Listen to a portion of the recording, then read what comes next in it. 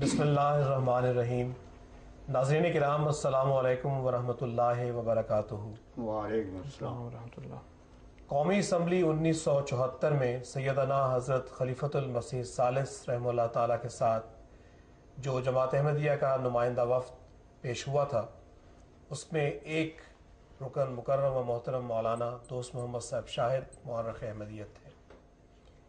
محترم مولانا صاحب کی یادداشتوں پر مشتمل یہ تفصیلی انٹرویو کا سلسلہ جاری ہے۔ آج ہم اسی سلسلے میں اپنی گفتگو کو آگے بڑھاتے ہیں اور اس زمانے کے جو واقعات ہیں اس کے بارے میں مکرم مولانا صاحب سے سوالات کریں گے۔ محترم مولانا صاحب، سب سے پہلے تو میں آپ کو پروگرام میں تشریف لانے پر خوش آمدید کہتا ہوں۔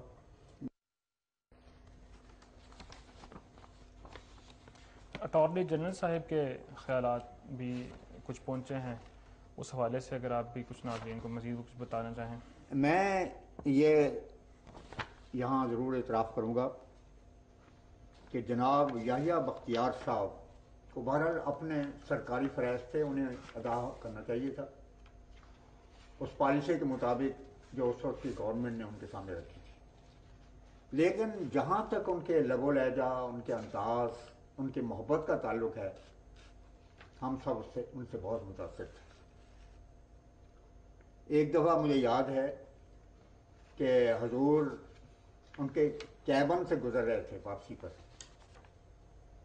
اور ہم لوگ پیچھے تھے، تو یہ پہلے سے موجود تھے وہاں پر۔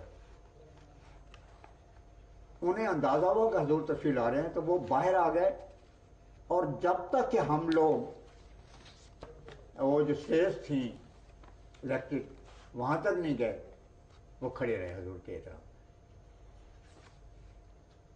تو باقی میں نے کہا مجبوری کی بات الگ ہے، وہ ایسے ہی ہے۔ مجھے ایک بات آپ کی اس توجہ دلانے سے یاد آ گئی، شاہ جی کی بات، یعنی امیر شریعت آرار صاحب کی۔ یہ واقعہ فضل میں شاید شدہ موجود ہے کہ منصوری پہاڑ پر ایک جلسہ تھا، اس جلسے سے پہلے ایک شب جماعت احمدیہ منصوری کے بعد غالباً حافظ عبد الحمید تھے، اور یہ انہیں کا ہی بیان تھا جو میں نے، جہاں تک مجھے یاد ہے، الفضل میں شائع ہوا۔ وہ ان سے ملاقات کے لیے پہنچے جہاں ان کے قیام گاہ تھی، بہت ادب کے ساتھ انہوں نے شاہ جی کو سلام کہا، کیونکہ رسول پاک صلی اللہ علیہ وسلم کا یہی ارشاد ہے، اذا جاء کریم قوم عاقل۔ باقی معاملے تو یہ قیامت کا دن حساب کتاب ہوگا۔ یہ تو ہلاکو خاں تھا جس نے کہا کہ یوم الحساب میں لے کر آیا ہوں، اور یہ ہلاکو خاں کے ایجنٹ ہیں جو کہ یہ حساب کتاب اپنی تلواروں اور تفنگوں اور بموں کے ذریعے سے یہاں ختم کرنا چاہتے ہیں۔ وہ دہری ہیں پکے، کیونکہ قرآن نے کہہ دیا کہ یوم الدین کا مالک اللہ تعالیٰ ہے۔ باہر کا بات جو شروع ہوئی تو شاہ جی نے بہت ہی عمدہ انداز میں، اور یہ حقیقت یہ بھی، اور مجھے جہاں تک روایت پہنچی ہے، میں نے ذکر کیا تھا حضرت چودھری عبد الرحمان صاحب امیر جماعت احمدیہ ملتان کا، میاں عبد الرفیع صاحب ایڈوکیٹ کے والد، اس کا نام نہیں یاد آ رہا تھا، تو ان کی دکان وہاں پر ایک فرم تھی ملتان کلاتھ ہاؤس، تو وہاں قاضی احسان شجابادی صاحب بھی آیا کرتے تھے۔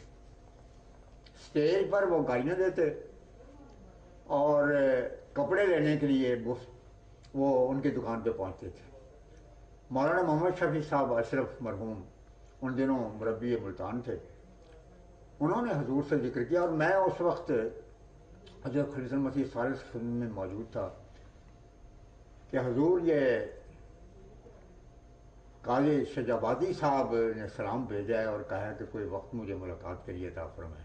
تو حضور بہت مسکرائے کہ ان کے لیے تو وقت ہے، جب چاہیں وہ تشریف لے آئیں۔ بہرحال تو یہ ان کا اندرونی معاملہ تھا۔ ایک شاہ صاحب تھے حضرت حافظ عبد الحمید صاحب منصوری والوں نے یہ عرض کی کہ آپ نے بڑے اچھے خیالات کا اظہار کیا ہے اور ویلکم کرتے ہوئے یہ کہا ہے کہ جماعت احمدیہ بہت اچھا کام کر رہی ہے، اور حقیقت میں اسلام جس قسم کی اسپرٹ دین اسلام کی تبلیغ کی پیدا کرنا چاہتا ہے، اس کے پیکر جماعت احمدیہ کے نوجوان ہیں۔ تو آپ صاحب نے کہا کہ حضرت یہ جو آپ کا ارشاد ہے بہت ہی پیارا ارشاد ہے اور حقیقت پر مبنی ہے، آپ کے تجربے کے مطابق ہے، تو آپ جلسے کے اسٹیج پر بھی اس کو بیان کر دیں تو بڑی ذرا نوازی ہوگی۔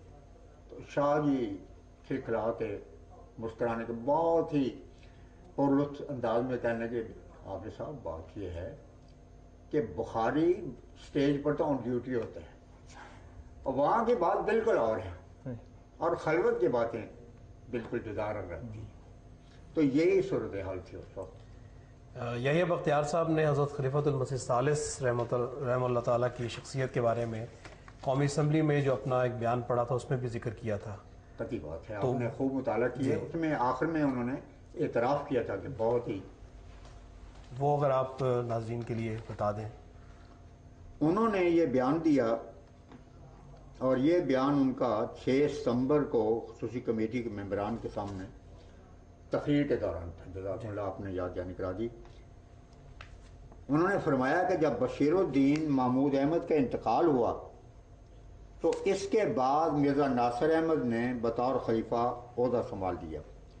وہ کمیٹی کے روبرو پیش ہوئے، میں نے ان کی اپنی زندگی کے بارے میں ایک سوال کیا، جواب میں انہوں نے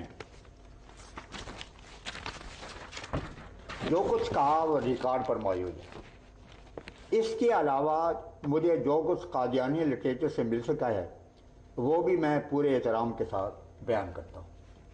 مرزا ناصر احمد نے اپنے والد بشیر الدین محمود احمد کی جگہ بطور خلیفہ سوئم جماعت احمدیہ 1965 میں عہدہ سنبھالا اور وہ قادیانی گروہ کے سربراہ ہیں۔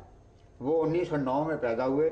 وہ ایک اعلیٰ تعلیم یافتہ اور سلجھے ہوئے انسان ہیں، مؤثر شخصیت کے مالک ہیں، ایم اے ایکسفورڈ، عربی، فارسی اور اردو کے بہت بڑے عالم ہیں، دینی معاملات پر گہری دسترس رکھتے ہیں۔ وہ احمدیوں کے نوجوانوں کی تنظیم خدام الاحمدیہ کے سربراہ رہے ہیں۔